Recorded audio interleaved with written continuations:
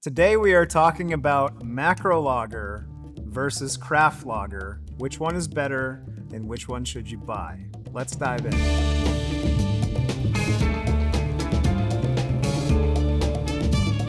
Welcome back to the Treehouse Brewing Company YouTube channel, where today we are talking about two lagers, one macro and one craft that we make here at Treehouse Brewing Company.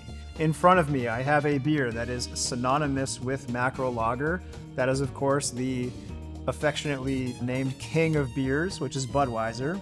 And here I have our entry into a craft lager category, the American adjunct craft lager category to be more specific. That beer is called Treehouse Lager. And I want to talk a lot today about the differences between the two, why there's a lot of pros to a macro lager, why there's a lot of cons, and then also in the craft lager, talk about why there's a lot of pros and why there's a few cons and why you should consider whether or not you should buy one.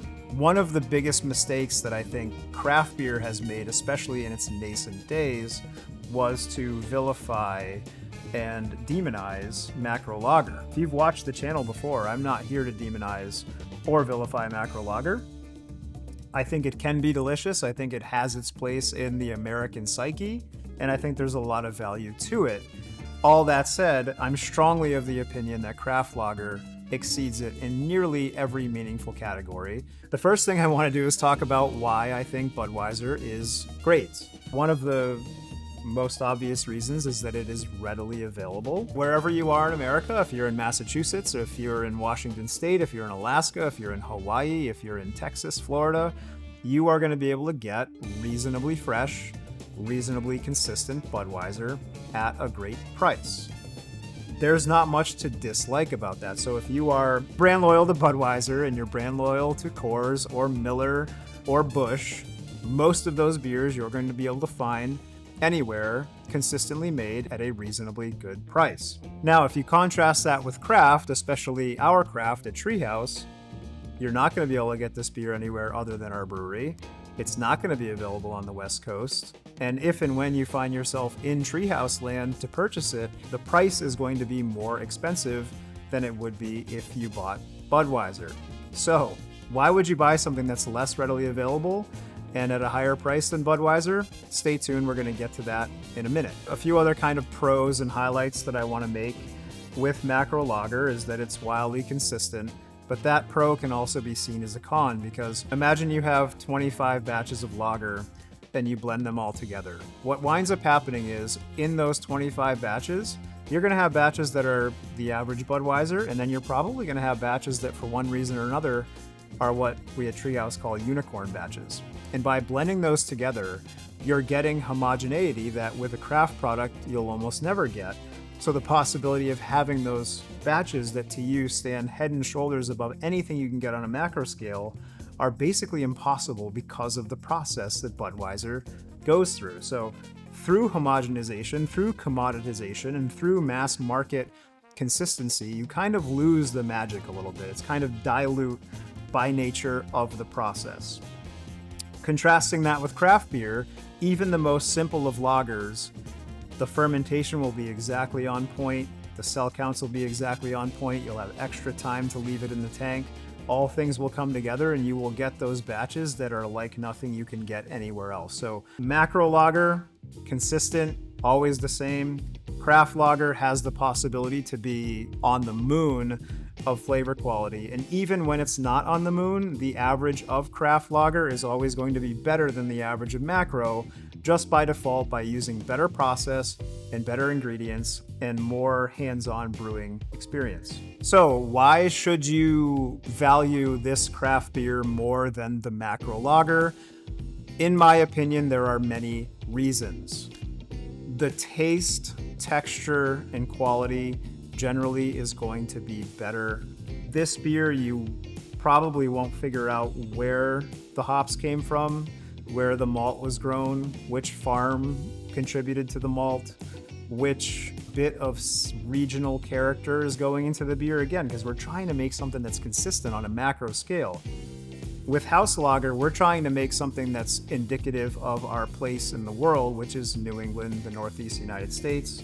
So we work with a small maltster that's based in Connecticut called Thrall Family Malt, and there's something distinct to the region that we get from the character of their malt. We support a small family maltster and farm, and what comes out of the flavor of that hands-on attention to detail, non-mass market, non-macro malt is far in excess of what you get from the Budweiser. There's no great way for me to talk you through this. I can just say that I promise you, if you taste these two side by side blind and you don't know anything about anything, you're going to think that the house lager is more flavorful. That may not be for you, and I'm here to say that that's perfectly okay, but if you value something that supports the local economy, if you value something that is inherently more flavorful, that uses higher alpha hops, that has more hop character, not more bitterness, just more brightness, you're always going to get a higher flavor profile from a craft lager like the house lager in front of me, in opposition to a Budweiser, which has been kind of diluted and watered down to appeal to a mass market. The creativity in general with craft lager is far in excess of macro lager. What do I mean by that? So Budweiser is just Budweiser, and they've done a few variants of Budweiser. Frankly, I can't name any. I think Bud Light has probably been adjuncted more. We've had Bud Light Lime. We just recently tasted Bud Light Clamato on the channel, and they're just adjuncting what we already know as a light lager to try to make it more palatable or relatable. Whereas craft lager, there's a million different ways that we treat this thing with all natural ingredients to evolve it into something that's a little bit more interesting. We'll dry hop, we'll use fresh fruit purees in different ways. We will condition the beer for an extended amount of time. We'll use a broad variety of hops, both in the base beer and in the dry hop. We will never filter it, so there's always that little residual character that you get by not filtering it and inherently oxidizing it by putting it through a plate filter. All of our beers are fresh and unfiltered and unpasteurized. And again, the way that I think about that is kind of like frozen fruit or fruit with sugar in the Dole cup versus fruit that you slice up yourself. And that analogy is a really apt one to me because in essence, this is kind of like the fruit cup loaded with sugar that's been adjuncted to kind of make it this thing that's resilient and palatable and ready for the mass market, when this is the fresh, unfiltered raw milk that you get at the store that you want to drink while it's fresh. You want to keep it cold and you want to enjoy that extra nutrient and nuance that you get from it. All right, so kind of circling back to the conversation about price and whether or not you should buy a craft lager versus a macro lager. You know, one of the things that craft did early on is they vilified macro, and it was such a terrible mistake because, you know, anyone who's watching who enjoys macro lager, I'm here to say good for you, really. I hope you continue to drink it, but at the same time, I hope you'll consider the value that you get from craft. And I kind of want to display that. Beautifully filtered, crisp, clean beer, the Budweiser. Now, when I pour the house, it's going to have a little bit more subtle haze to it. It's actually a lot lighter and brighter. And I'm not sure if the camera's going to pick that up. It's actually pretty brilliant. Wow. Yeah, that's a beautiful batch of house lager. Now understand that this is getting its character from natural conditioning. This beer sits in the bright tank for 8 weeks, 12 weeks, huge opportunity cost. This beer sits in the tank for 3 weeks. It's Beechwood aged, which Budweiser has historically used to sound like a fancy thing that makes it somehow better. The reality is that Beechwood aging actually accelerates the lagering process. It's kind of a manufactured way to accelerate that process. Whereas on Treehouse's side, we take no shortcuts, and this baby sits in the tank for as long as it needs to, often 8 weeks, 12 weeks or more, to derive this level of clarity versus its macro counterpart, which is force aged and then filtered to achieve what you're seeing in front of us. If I taste the two side by side, this is beautiful. All the acetaldehyde apple character is aged out. The Budweiser, really plain, really overly, almost manufactured sweet. None of the character, none of the graininess, the nuance, the hop character. Again, that's okay.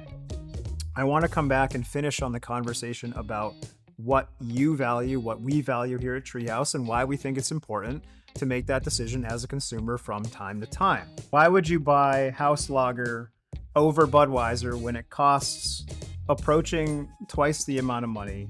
And in our mind, there's a huge reason, and that's because the value that we derived from house lager is far in excess from the value that we get from Budweiser. We don't have any real personal connection to the people who are responsible for and who make Budweiser.